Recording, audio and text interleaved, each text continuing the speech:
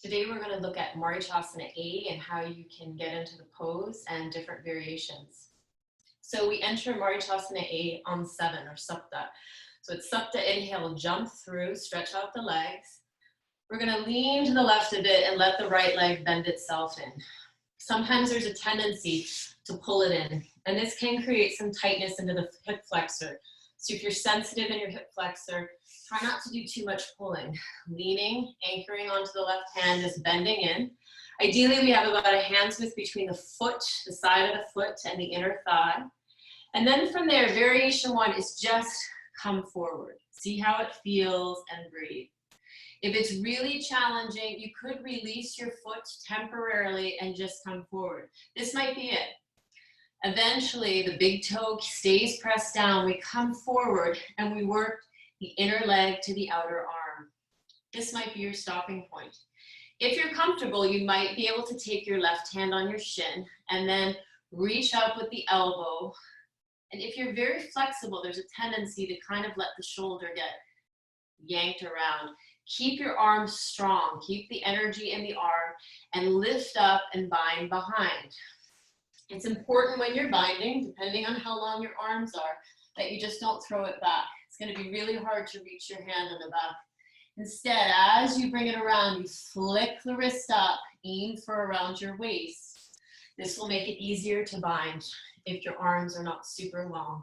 So again, we've leaned, we've bent in, relax through the hip, and then from there, we come forward and try to bring the arm to the shin. If we can't do that, we can always just come in from here, and that's okay too. They're both different ways. Lifting the elbow up, flicking the arm up and the wrist, remember. Other side, same thing. Try lifting and bringing it behind, and then you'll find you can maybe be able to get your fingertips, or you can bind your wrist. Now, if that's still not happening, have a little towel next to you, and as you go behind, take your towel and see if you can grab onto the towel. Once you're bound, and that's eventually all done on Sapta, you inhale, jump through, reach forward, bind around, head up, that's that same inhale, and then it's 8, Ashto, chin down, and you're going to breathe for 1, 2, 3, 4. On the 5th exhale, look in, connect to the bandha. Nawa, inhale, keep the bandha head up, and exhale, release from the pose.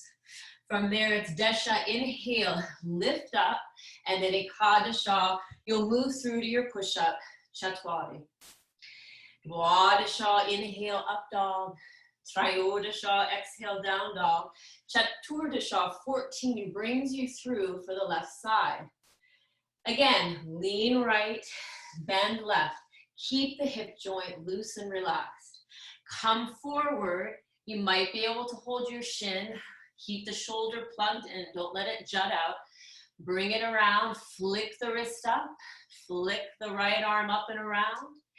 That's all done on the inhale with the head up. On the 14th vinyasa.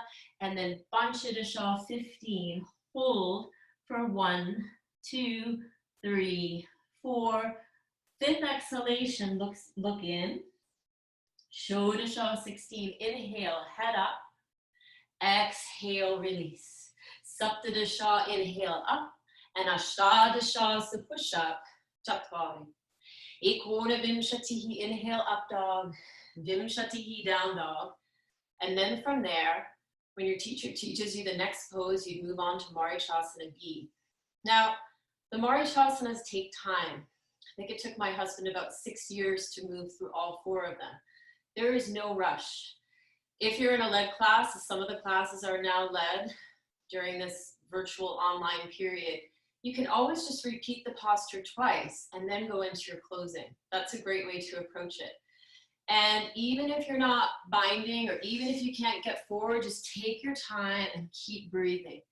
It's important to stay with the breath when a posture is challenging. Good luck, and if you have any questions, feel free to email. Thank you.